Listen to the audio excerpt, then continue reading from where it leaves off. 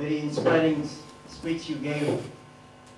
We appreciate, we thank you early in the morning, in your time. કાલે રાત્રે મારા sir સાથે વાત કરતો તેને પૂછ્યું મને કે નરેન્દ્રભાઈને કાલે પૂછ્યો ઇન્ડિયાનો જીડીપી બિઝનેસ ફાઇનાન્સમાં છે એટલે વિચારે છે કે ઇન્ડિયાનો જીડીપી જે ફોરકાસ્ટ હતો એના કરતાં અડધો થઈ ગયો તો ગરીબ પ્રજાને સાથે રાખી હિન્દુ મુસ્લિમ મિસ્ટ અને ઈસાઈ બધાને સાથે રાખી આપણો ઇન્ડિયાનો GDP how in your mind north of 10 in the future we can achieve. મિત્રો એ વાત સાચી છે કે પ્રગતિ કરવી હશે તો તમે તિજોરી કેટલી લૂંટાવી દો છો અને એના કારણે કોના કેટલા ખિસ્સા ભરો છો એના આધારે પ્રગતિ શક્ય નથી બનતી.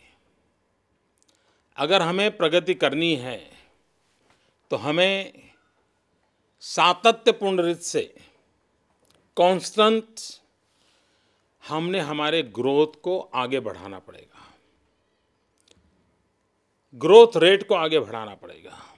और आज गुजरात ने जो कुछ भी स्थिति प्राप्त की है उसके मूल में पिछले एक दशक का लगातार 10% का जो ग्रोथ रेट है वो है. और दूसरा, हम लोगों ने विकास को 3 पिलर पे खड़ा किया है.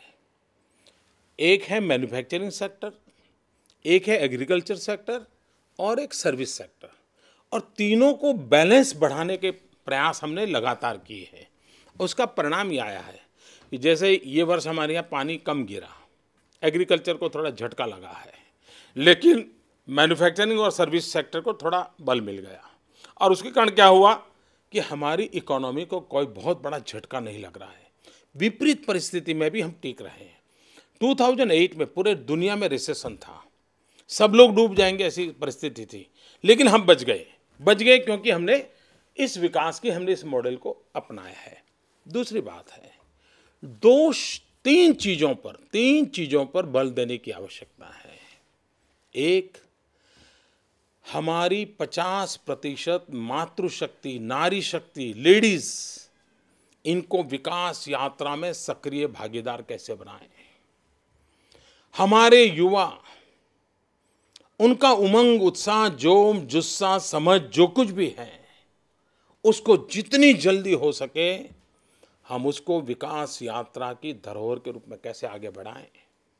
और उसका आधार है स्किल डेवलपमेंट, जिस पर हम बल दे रहे हैं.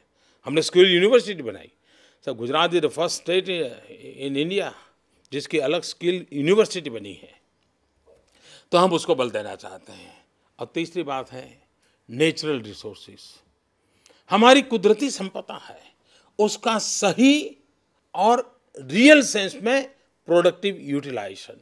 अब सोलार एनर्जी, हमने ये प्राकृतिक संपदा का उपयोग किया और गुजरात आज एशिया में सोलार एनर्जी का हब बन गया. मैं मानता हूँ कि हमारे देश में बहुत सामर्थ्य है, निराश होने की कोई आवश्यकता नहीं है.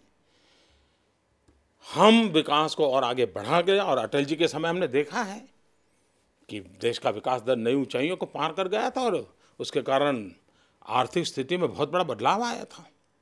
तो ये सब कुछ संभव है और उस विश्वास से हम आगे बढ़ना के संकल्प को लेकर के गुजरात में काम कर रहे हैं.